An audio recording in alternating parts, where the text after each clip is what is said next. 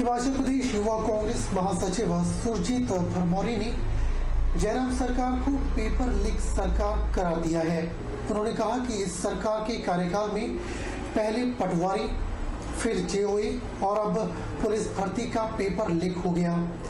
ये सरेआम प्रदेश के नौजवान युवाओं के साथ धोखा है। उन्होंने कहा कि भाजपा सरकार केवल हर घोटाले में मात्र एसआईटी का गठन करती है, लेकिन उसका रिजल्ट कुछ भी नहीं आता है।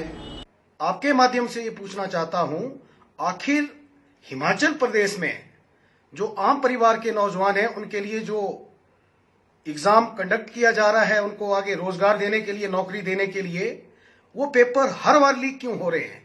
प्रदेश सरकार के ऊपर सबसे बड़ा प्रश्न ये उठता है, क्या प्रदेश सरकार के अंदर बैठे हुए अधिकारी या प्रदेश सरकार में विशेष विचारधारा से जुड़े हुए लोग जो मुख्यमंत्री कार्यालय में बैठाए हुए हैं, कहीं उनका पेपर लीक में हाथ तो नहीं है? प्रदेश सरकार को इस चीज की भी जांच करनी चाहिए।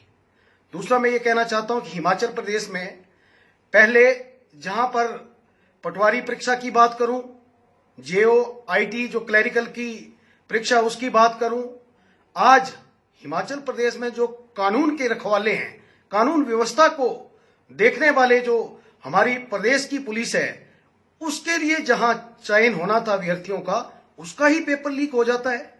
और जब प्रदेश पुलिस ने इसकी छानबीन की तो मात्र 6-7 लाख रुपया लेकर के ही पेपर लीक कर दिया गया। इस प्रदेश में कानून व्यवस्था की कोई नाम चीज नहीं है। जहां पर लोगों को रोजगार देने की बात है, नौजवानों को रोजगार देने की बात है, एक भी आम परिवार से जुड़ा हुआ नौजवान इनसे भर्ती नहीं हो पा रहा है। हिमाचल प्रदेश राज्य स्तरीय पैरामिलिट्री कोऑर्डिनेशन और वेलफेयर एसोसिएशन के द्वारा बिलासपुर जिला की खुमारवी में रैली और सम्मेलन का आयोजन किया गया, जिसकी अध्यक्षता प्रदेश अध्यक्ष वीके शर्मा ने की। हिमाचल प्रदेश राज्य स्तरीय पैरामिलिट्री कोऑर्डिनेशन और वेलफेयर एसोसिएशन के द्वारा बिलासपुर जिला के खुमारवी में रैली और सम्मेलन का आयोजन प्रदेशाध्यक्ष वीके शर्मा की अध्यक्षता में किया गया, जिसमें प्रदेश के मुख्य पैट्रन एमएल ठाकुर विशेष रूप से मौजूद रहे। यह रैली खुमारवी के दकड़ी चौक से लेकर एसडीएम कार्यालय तक निकाली गई और उसके पश्चात एसडीएम राजीव ठाकुर के माध्यम से प्रदेश सरकार को विभिन्न प्रकार की मांगों को लेकर ज्ञापन सौंपा गया। रैली में प्रदेश से सभी जिलों से आए लोगों ने भारत माता की जय और सरकार के विरुद्ध जमकर नारेबाजी की। उन्होंने सरकार को चिताया कि 3 महीनों के अंदर अगर मांगों पर विचार नहीं किया गया तो शिमला शहर से सचिवालय तक रैली निकाली जाएगी और विधानसभा के चुनावों में भी अपने उम्मीदवार उतारे जा सकते हैं। लेकिन कोई ऐसा मैकेनिज्म, वेल लिट मैकेनिज्म सैनिक बोर्ड का जिस प्रकार आर्मी करती है, हमारे पास नहीं है। हमारे हर जवान जो है वो दुधारू पशु की तरह है। इनसे इनका उपयोग किया गया और इनको खुले मैदान में छोड़ दिया गया, अपनी लड़ाई खुद लड़ो। और एक बड़ा हास्यप्रद अब नया मामला सामने आया है। हमारे माननीय मुख्यमंत्री जी बोलते हैं कि पेंशन लेनी है तो आके इलेक्शन लड़ो, तब आपको पेंशन मिलेगी। एमपी को पेंशन मिलेगी, एमएलए को पेंशन मिलेगी, 2 दिन वालों को पेंशन मिलेगी। केरला में पार्टी वर्करों को भी पेंशन मिलेगी। ऐसे भी प्रदेश हैं जहां पार्टी वर्करों को भी पेंशन दे दी गई है। हमारे जवानों ने क्या कसूर किया है जो शहादत देते हैं, सारा जिंदगी अपनी जवानी घरों से दूर काटते हैं और घर का अपना वेलफेयर नहीं देखते, पूरी तनख्वाह की तनख्वाह इस स्टेट में लाकर यहाँ के लिए खर्च करते हैं। हिमाचल प्रदेश के जंगलों में अनेक प्रकार के प्राकृतिक फल पाए जाते हैं जो औषधीय गुणों से भरपूर रहते हैं। ऐसा ही एक जंगली फल इन दिनों मंडी के बाजार में पहुंच चुका है, जिसे काफल के नाम से जाना जाता है। काफल 160 रुपए प्रति किलो के हिसाब से बिक रहा है। यह फल मधुमेह, हृदय चाप और पेट की कई बीमारियों को दूर करने में लाभकारी सिद्ध होता है। गर्मी के मौसम में पहाड़ी क्षेत्रों में उगने वाले काफल की आमद मंडी के बाजारों में शुरू हो गई है। मंडी शहर के मुख्य बाजार, सेरी बाजार, चौहाटा बाजार, अस्पताल रोड, कॉलेज रोड पर लोग काफल के फल का विक्रय कर रहे हैं। शुरुआती दिनों में बाजार में काफल की आमद कम होने के कारण लोगों को काफल का स्वाद चखने के लिए अपनी जेब काफी ढीली करनी पड़ती है, क्योंकि काफल 200 से 300 रुपए प्रति किलो के हिसाब से बिकता है और जैसे जैसे काफल की आमद बढ़ती है वैसे वैसे काफल के दाम कम होते जाते हैं। मंडी के बाजारों में काफल 160 रुपए प्रति किलो के हिसाब से बिक रहा है। काफल के सीजन में स्थानीय लोगों को थोड़े दिनों के लिए रोजगार का जरिया भी मिल जाता है। जिससे कि वे अपने परिवार की रोजी रोटी चला सकें। ताजे मीठे काफल, ताजे मीठे ठंडे ठाल, चले आओ भाइयों काफल वाले ताजे मीठे काफल, चले आओ भैया काफल वाले ताजे मीठे काफल। वहीं काफल की खरीदारी करने वाले लोगों का कहना है कि काफल का फल खाने में काफी स्वादिष्ट होता है और यह जंगल के प्राकृतिक परिवेश में उगता है। यह औषधीय गुणों से भी भरपूर होता है, इसलिए लोग इसे खाना काफी पसंद करते हैं। सिंगल फ्रूट है, इसलिए इसको खाया जाता है। बाकी शुरू में तो कॉस्ट ज़्यादा ही होगी और अब लेबर भी लोगों की काफ़ी लगती है, इस काम तेल भी ज़्यादा ही लेते हैं। नेचुरल चीज़ है ये, नेचुरल चीज़ है और इसमें हो सकता है कि नेचुरल टाइप में तो फिर कई प्रकार के अदर प्रोटीन वगैरह भी होती होंगी, विटामिन काफल जंगलों में पाया जाता है और काफ़ी हार्ड एरिया में होता है, इसके लिए लोग इसको पसंद करते हैं। वहीं आयुर्वेद चिकित्सा विशेषज्ञ डॉक्टर ओमराज शर्मा ने बताया कि काफल का फल मधुमेह, हृदय चाप और पेट की कई बीमारियों को दूर करने में लाभदायक सिद्ध होता है। गर्मी के दिनों में डायरिया, बुखार या शरीर में किसी प्रकार का कोई दर्द हो रहा हो तो इसके लिए भी इसका रस काफी इस्तेमाल किया जा सकता है। काफल में calcium, phosphorus, zinc, copper, sodium, potassium, magnesium जैसे मिनरल्स भी पाए जाते हैं। आपको अगर कीमोथेरेपी को ले रहा है, एंटी कैंसरस ट्रीटमेंट ले रहा है तो उसमें भी इस फल का बहुत अच्छा प्रभाव देखा गया है।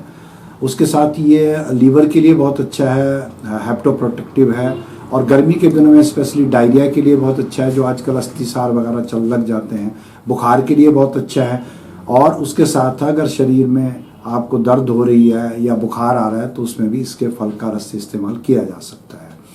जहाँ तक इसमें पाई जाने वाली जो मिनरल्स हैं वो बहुत है, देखा जाता है इसमें कैल्शियम इसमें पाया जाता है, फास्फोरस पाया जाता है, जिंक पाया जाता है, कॉपर पाया जाता है, उसके साथ साथ सोडियम और पोटासियम भी इसमें पाया जाता है, मैग्नीज इसमें पाया जाता है और फास्फोरस पाया जाता है।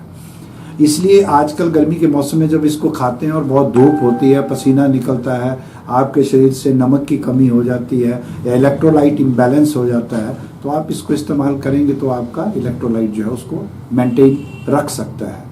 तो इसी तरह से इसमें बहुत ही और कई प्रकार के रोगों में इसको इस्तेमाल करते हैं। आयुर्वेद के अनुरूप पित्त शामक है, आपको पेट में अगर जलन हो रही है, गर्मी में आपको सारे शरीर में गर्मी का एहसास हो रहा है तो आप इसको ले सकते हैं इसको। लेकिन इसका प्रयोग करने से पहले थोड़ा सा ध्यान रखें कि इसको फल को लें और थोड़ा सा पानी में इसको थोड़ा धो लें अवश्य, क्योंकि जहाँ से ये कलेक्ट किया जाता है तो कई हाथों से होकर गुजरता है, तो थोड़ी सी सफाई का इसका ध्यान रखें। तो आप इस फल का अवश्य आनंद लें, क्योंकि ये खट्टा मीठा जो रस जो है इसमें पाया जाता है और खासकर डायबिटिक के लोग भी इसको ले सकते हैं, जिनको मधुमेह रोग है वो भी इसका प्रयोग आजकल कर सकते हैं। सिरमौर जिला मुख्यालय नाहन में 8 मई से शुरू हो रहे रेड क्रॉस मेले में Himachal police band harmony of the pines लोगों के आकर्षण का केंद्र होगा। रेड क्रॉस मेले के आयोजन के मद्देनजर डीसी सिरमौर राम कुमार गौतम मीडिया से रूबरू हुए। जरूरतमंद लोगों की मदद को धन जुटाने के मकसद से नाहन में 8 मई से 10 मई तक रेड क्रॉस सोसाइटी द्वारा रेड क्रॉस मेले का आयोजन किया जा रहा है।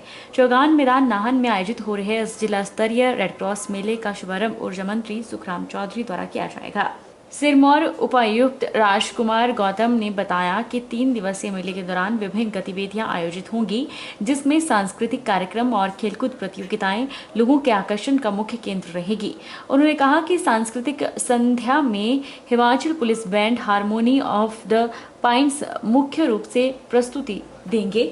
वहीं जिला के लोक गायक दिलीप सिरमौरी भी रेड क्रॉस मेले के दौरान अपनी प्रस्तुति पेश करेंगे। उपायुक्त ने बताया कि रेड क्रॉस मेले के दौरान ऐसे दिव्यांग लोगों को इलेक्ट्रिक स्कूटी भी दी जाएंगी जो अपने किसी कार्य में निपुण हैं और कार्यस्थल पर पहुंचने में उन्हें परेशानी झेलनी पड़ती है। उपायुक्त ने बताया कि रेड क्रॉस सोसाइटी लगातार लोगों की मदद के लिए प्रयासरत है। गत वर्ष 4 लाख की आर्थिक सहायता जरूरतमंदों को रेड क्रॉस सोसाइटी की ओर से की गई है। रेड क्रॉस मेले का आयोजन किया जा रहा है, जो कि विश्व रेड क्रॉस दिवस के उपलक्ष्य में 8 मई से लेकर 10 मई तक चलेगा। और इसमें जो है वो सभी जो हमारे सोसाइटी के लोग हैं, हमारे जो बच्चे हैं, हमारे जो नौजवान हैं, बुजुर्ग हैं, महिला हैं, पुरुष हैं, हमारे जो स्पेशली एबल्ड लोग हैं, सभी के लिए जो है वो एक्टिविटीज़ का इसमें प्रावधान किया गया है। और साथ में एक हमारा red cross fit India tournament का आयोजन भी किया जा रहा है, जिसमें जो हमारा वॉलीबॉल है, कबड्डी है, बास्केटबॉल है, रस्साकसी है और badminton, table tennis, musical chair, ऐसे ऐसे हमारे जो गेम्स हैं उसका आयोजन इसमें किया जाएगा। रात्रि के इसमें हमारा जो कल्चर प्रोग्राम है वो प्रत्येक सायंकाल जो है 5 बजे शुरू होगा और 10 बजे तक चलेगा। राजकीय उत्कृष्ट आर्य महाविद्यालय नूरपुर में राष्ट्रीय महाविद्यालय प्राध्यापक संघ की बैठक आयोजित हुई, जिसमें हिमाचल प्रदेश विश्वविद्यालय के परीक्षा नियंत्रक डॉक्टर JS नेगी के द्वारा निकाली गई अधिसूचना की कड़े शब्दों में निंदा की गई। विदित है कि इस अधिसूचना में द्वितीय वर्ष के छात्रों की उत्तर पुस्तिकाओं का महाविद्यालय स्तर पर आंतरिक मूल्यांकन का निर्णय लिया गया है। HGCTA के स्थानीय इकाई के अध्यक्ष डॉक्टर PL भाटिया ने कहा कि हिमाचल प्रदेश विश्वविद्यालय की अधिसूचना का वे विरोध कर रहे हैं और महाविद्यालय के प्राध्यापक आंतरिक मूल्यांकन में हिस्सा नहीं लेंगे। उन्होंने कहा कि कोरोना काल में छात्रों के विषय को देखते हुए प्राध्यापक साथियों ने तृतीय वर्ष के छात्रों की उत्तर पुस्तिकाओं का आंतरिक मूल्यांकन किया था, जबकि द्वितीय और प्रथम वर्ष के छात्र पदोन्नत किए गए थे। उन्होंने कहा कि विश्वविद्यालय के कुलपति को पहले ही द्वितीय और प्रथम वर्ष की उत्तर पुस्तिकाओं का आंतरिक मूल्यांकन न करने का ज्ञापन दिया जा चुका है और यह भी बताया गया है कि आंतरिक मूल्यांकन का प्राध्यापकों पर स्थानीय लोगों का दबाव बना रहता है और यह मूल्यांकन जैसे कि भूतपूर्व में होता था वैसे ही होना चाहिए। उन्होंने कहा कि अगर विश्वविद्यालय प्रशासन इस अधिसूचना को वापस नहीं करता है तो HGCTA हिमाचल प्रदेश विश्वविद्यालय के परीक्षा और कुलपति का घेराव करेगा। हिमाचल प्रदेश यूनिवर्सिटी ने पिछले कल एक नोटिफिकेशन जारी किया कि हमारे यूजी एग्जामिनेशन के जो स्क्रिप्ट होंगे उस BA, BSc और साथ ही सेकेंड ईयर्स के वो उस स्थानीय महाविद्यालय में ही उनका मूल्यांकन किया जाएगा। इसका हम लोकल यूनिट के तौर पर और जैसा कि हमें सेंट्रल एग्जीक्यूटिव से डायरेक्शन आई है उसको हम जो है वो बाइकआउट करेंगे, क्योंकि कोरोना काल में हम BCom second year final year के बच्चों के भविष्य को देखते हुए हम जो है उसका इवैल्यूएशन करते हैं ताकि उनका समय पर जो है वो परिणाम आए और अपना अगले भविष्य के बारे में वो सोचें। लेकिन ये पहली बार है कि सेकेंड ईयर के इवैल्यूएशन के बारे में भी डायरेक्शन दिया गया है, तो इस सेकेंड ईयर का इवैल्यूएशन हम लोकल और स्थानीय कॉलेज के लेवल पे नहीं करेंगे। ये हमारा as per the directions of the central executive ये निर्णय है। विश्व रेड क्रॉस दिवस पर रामपुर में जिला स्तरीय रेड क्रॉस मेले का शुभारंभ राज्य रेड क्रॉस सोसाइटी की उपाध्यक्षा एवं मुख्यमंत्री की धर्मपत्नी साधना ठाकुर के द्वारा किया गया। इस दौरान मुख्य अतिथि ने दिव्यांग व्यक्तियों को सहायक उपकरण और स्कूली बच्चों को स्वच्छता उपकरण भी बांटे। रेड क्रॉस मेले के दौरान फूड फेस्टिवल, रक्तदान शिविर, स्वास्थ्य जांच शिविर का भी आयोजन किया गया। विश्व रेड क्रॉस दिवस के अवसर पर रामपुर बुशहर के GB पंत मेमोरियल राजकीय महाविद्यालय मैदान में 2 दिवसीय जिला स्तरीय रेड क्रॉस मेले का राज्य रेड क्रॉस सोसाइटी की अध्यक्षा एवं मुख्यमंत्री की धर्मपत्नी साधना ठाकुर ने शुभारंभ किया। मुख्य अतिथि ने इस दौरान दिव्यांगजनों को सहायक उपकरण और स्कूली छात्राओं को स्वच्छता किटों का वितरण किया। इससे पहले साधना ठाकुर ने सरकारी विभागों द्वारा लगाई गई विकासात्मक प्रदर्शनियों का भी अवलोकन किया। साधना ठाकुर ने ग्रामीण महिलाओं की स्वयं सहायता समूहों द्वारा स्थानीय जैविक उत्पादों की प्रदर्शनी की भी सराहना की। उन्होंने फूड फेस्टिवल में स्थानीय व्यंजनों को परोसने पर सराहनीय और भविष्य के लिए सकारात्मक पहल बताया।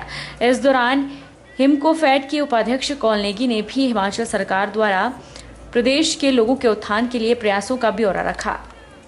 और जो सबसे पहले हमने जो कोविड के दौरान काफ़ी रेड क्रॉस ने एक्टिविटीज़ करी, राज्य स्तर पे बहुत लोगों को मदद करी, राशन से लेकर उनकी दवाइयों तक और उनको आइसोलेशन, होम आइसोलेशन पे जो लोग रोगी रह रहे हैं उनके उपचार तक की व्यवस्था भी रेड क्रॉस के माध्यम से हमने करी है। मेरे सदस्य जाते थे और होम विजिट्स भी करते थे और हम ऐप के थ्रू भी कर रहे थे। बुलेटिन में फिलहाल वक्त हो चला है एक छोटे से ब्रेक का। ब्रेक के बाद तुरंत हाजिर होते हैं।